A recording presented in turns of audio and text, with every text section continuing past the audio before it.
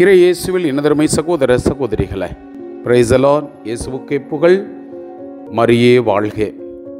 இந்த 39வது அதிகாரத்தில் 4 கதாபாத்திரங்கள். ஒன்று யோசேப்பு.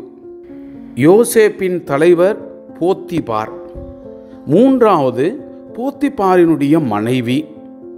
4வது சிறை மேய்காப்பாளர்.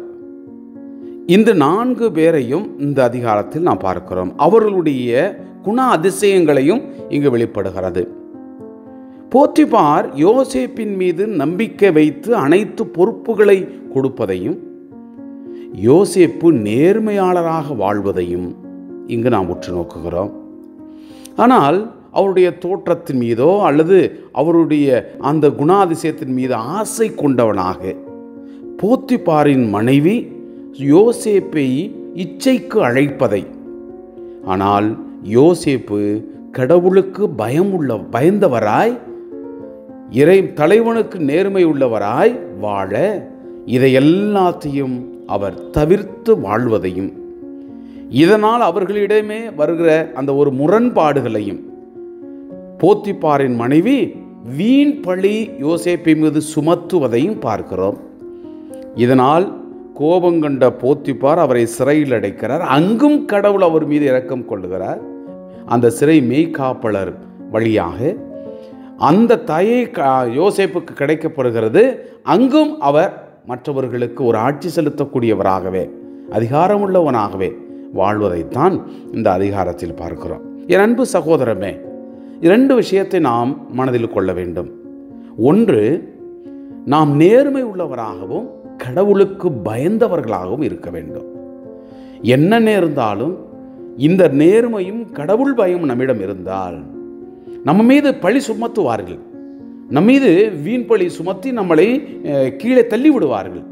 கடவுள் நம்மளை காத்து கொள்ளுவார். அந்த ஒரு நல்ல எண்ணத்தோடு இந்த அதிகாரத்துக்கு நாம் செவிமடுப்போம்.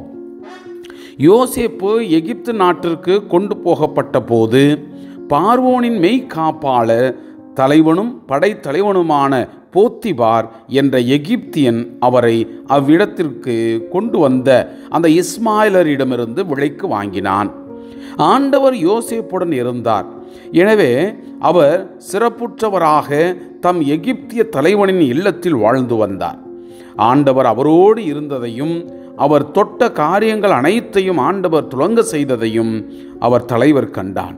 எனவே அவனுடைய தயை யோசேப்புக்கு கிடைத்தது. அவன் அவரை தன் சிறப்பு பணியாளராகவும் வீட்டின் மேலாளராகவும் நியமித்து தனக்கிருந்த அனைத்தையும் அவர் பொறுப்பில் ஒப்படைத்தான். இவ்வாறு தன் வீட்டையும் தனக்கிருந்த அனைத்தையும் அவர் பொறுப்பில் விட்டதிலிருந்து எகிப்தியனின் வீட்டுக்கு யோசேப்பின் பொருட்டு ஆண்டவர் ஆசி வழங்கினார். வீட்டிலும் வயல்வெளிகளிலும் அவனுக்கு இருந்த அனைத்தின் மீதும் ஆண்டவர் ஆசி பொழிந்தார். இவ்வாறு யோசேப்பின் பொறுப்பில் தனக்கிருந்த அனைத்தையும் ஒப்படைத்த பின் தான் உண்ணும் உணவை தவிர வேறு எதை பற்றியும் அவன் விசாரிக்கவில்லை. யோசேப்பு நல்ல உடற்கட்டும் அழகிய தோற்றமும் கொண்டிருந்தார். சில நாட்கள் சென்ற பின் யோசேப்பின் மீது கண் வைத்திருந்த அந்த தலைவனின் மனைவி அவரிடம், என்னோடு படு என்றாள். அவர் அதற்கு இணங்க மறுத்து தம் தலைவருடைய மனைவியை நோக்கி, என் தலைவர் எல்லாவற்றையும் என் பொறுப்பில் ஒப்படைத்து விட்டார். வீட்டில் உள்ள எதை பற்றியும் அவர் விசாரிப்பது கூட இல்லை. இந்த வீட்டில் என்னை விட அதிகாரம் பெற்றவர் ஒருவரும் இல்லை. நீங்கள் அவருடைய மனைவியாயிருப்பதால் உங்களை தவிர வேறு எதையும் அவர் என்னிடம் ஒப்படைக்காமல் இருக்கவில்லை. இந்த மாபெரும் தீய செயலை செய்து கடவுளுக்கு எதிராக பாவம் செய்யலாமா என்றார். அவள் நாள்தோறும் வற்புறுத்திய போதிலும் யோசேப்பு அவளோடு படுக்கவோ இருக்கவோ இணங்கவில்லை. இவ்வாறு இருக்க ஒரு நாள் யோசேப்பு தம் வேலையை முன்னிட்டு வீட்டிற்குள் சென்றார். உள்ளே வீட்டை சார்ந்தவர் வேறு எவரும் இல்லை. அவள் அவரது மேலுடையை பற்றி இழுத்து, என்னோடு படு என்றாள். உடனே அவள் கையில் தம் மேலுடையை விட்டுவிட்டு வெளியே தப்பி ஓடினார். அவர் தம் மேலுடையை அவள் கையில் விட்டுவிட்டு வெளியே ஓடியதை கண்டு அவள் தன் வீட்டு ஆட்களை கூப்பிட்டு, என் கணவர் நம்மை அவமானப்படுத்துவதற்காகவா இந்த எபிரெயனை வீட்டிற்கு கொண்டு வந்தார்? இதோ இவன் என்னோடு படுப்பதற்காக என்னிடம் வந்தான். உடனே நான் பெரும் கூச்சலிட்டு கத்தினேன்.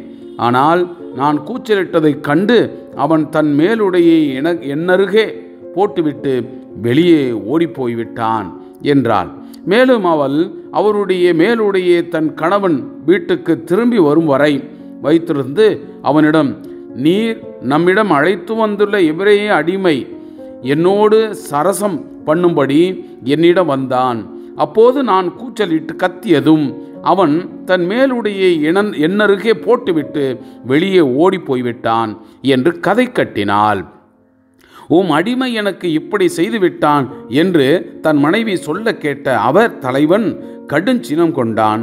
யோசேப்பின் தலைவன் அரச கைதிகள் காவலில் வைக்கப்பட்டிருந்த அதே சிறைசாலைக்கு அவரை இழுத்துச் சென்று அடைத்து வைத்தான். ஆண்டவர் யோசேப்புடன் இருந்து அவர் மீது பேரன்பு காட்டி சிறை மேலாளன் பார்வையில் அவருக்கு தயை கிடைக்கும்படி செய்தார். எனவே சிறை மேலாளன் சிறையிலிருந்த கைதிகள் அனைவரையும் அங்கு செய்யப்பட்ட வேலைகள் அனைத்தையும் யோசேப்பினுடைய பொறுப்பில் ஒப்படைத்தான். அவர் பொறுப்பில் விடப்பட்ட எதை பற்றியும் சிறை மேலாளன் விசாரிக்கவில்லை. ஏனெனில் ஆண்டவர் யோசேப்புடன் இருந்தார். அவர் செய்த யாவற்றிலும் வெற்றி அளித்தார். Praise the Lord. இயேசுவுக்கே புகழ். மரியே வாழ்க.